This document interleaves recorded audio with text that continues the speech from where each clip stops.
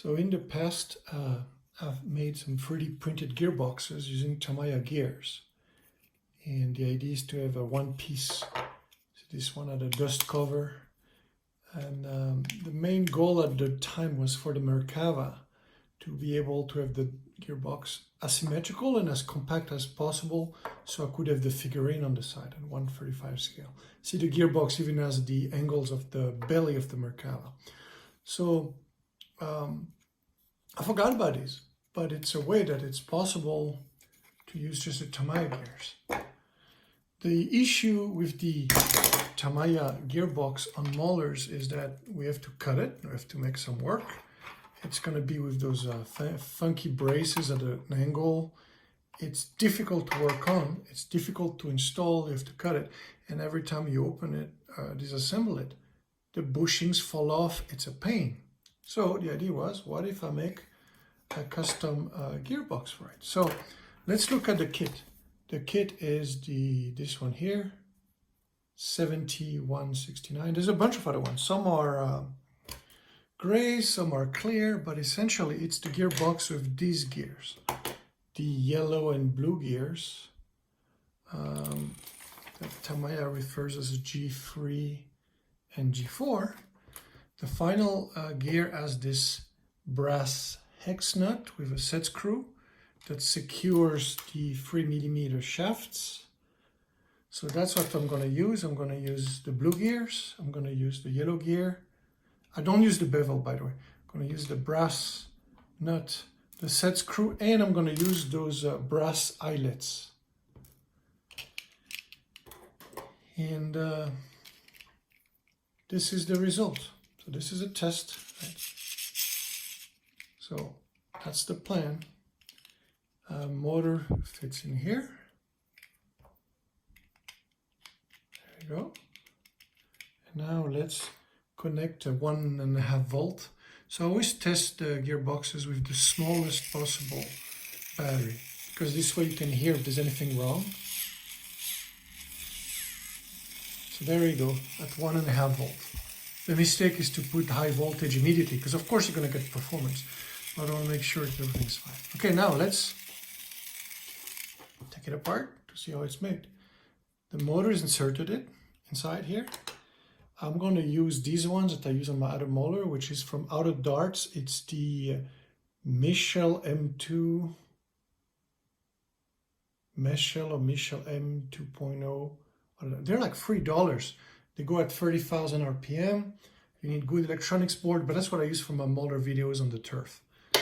The Tamaya motors, I have some reservations on some of them. They only work if you put enough voltage, and they struggle at low precise movement. Okay, so let's look at how this is done. So this is the, I forgot which, oh, there you go.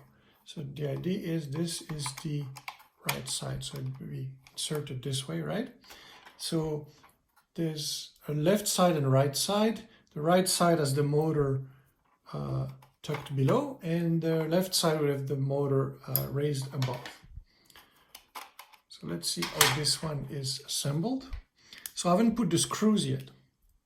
There's two bosses to put screws to secure it. There's a giant opening with a plug that's going to be put there. That is for you to access the set screw. You know, the gear has the, here I'm going to put it here. There's the set screw. The set screw goes into that brass hex nut, and that is what is securing the metal shaft so they don't slide out, right? So that big opening here is to access that. So I made it large enough so you can rotate and find it. There you go. And there you can pull, let's say if you're pulling the entire axe or shaft, if it's too tight on there. Now, the other beauty of this is everything stays in, nothing falls. So even though, let's look here. Here, this is a test, right? It's loose. It's going to be a little tight on the next version, but nothing gets out of alignment. Just put it back on. And this is going to be captive. And then same here. See here, we just gotta open the hex a little bit. There you go. So that's the beauty of it, is nothing falls off. Unlike this guy that everything falls off, it's impossible to work with. Okay, let's open it further to see what it's like inside.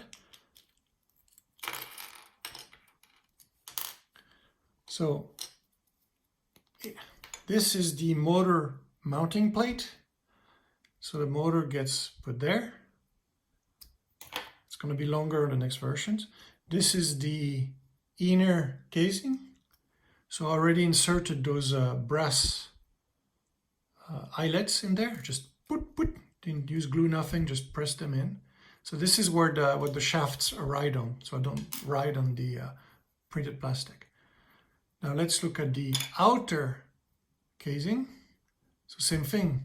So there's two brass eyelets there, two of them. And let's see, let's reassemble it now to show you. So the motor plate snug fit there. And if I put the motor here, there you go. So see, this is something I have to work on. I hope my tolerances are right. So on the next model, this shaft is going to be captive. This is the primary shaft. Drop first gear. Now here we're gonna, just for the sake of guidance, I'm gonna put the shaft like this. Just loose. So here we're gonna put the blue gear, and then the third one, and then the fourth one. No, I think it's the brass one. So here comes the brass one, and close. So there are little tabs to guide it, and then the screw is going to secure it. So there you have it. So I'm printing the final version. The files are on Thingiverse. Have fun. You need your Tamaya gearbox, double gearbox, and the parts. Okay, I'm going to open it here to open it. See what the parts I need. You can have your motors and pinion. There's going to be 3 of the blue gears. I think the kit comes with 6. The yellow gear with the, what is that thing? Yeah, the brass. So the brass nut and the set screw, 2 of them. The smooth 3mm shaft, 2 of them, the short one. The hex 3mm, 2 of them. Then the yellow gear, right? So here we have it. And the gearbox is made of 6 parts that have to be printed. And take from Tamaya all the brass eyelets as well. So that's the plan. So performance-wise, expect middle of the road. It's limited by the size of the motors and the gears, obviously. So it'll be decent to play outside with a fast motor and very good electronics. And to do indoor play, tabletop play, we can use, like some electronics that with motors that don't eat too much power, it should be okay. And I'm gonna put all this together. So there you have it.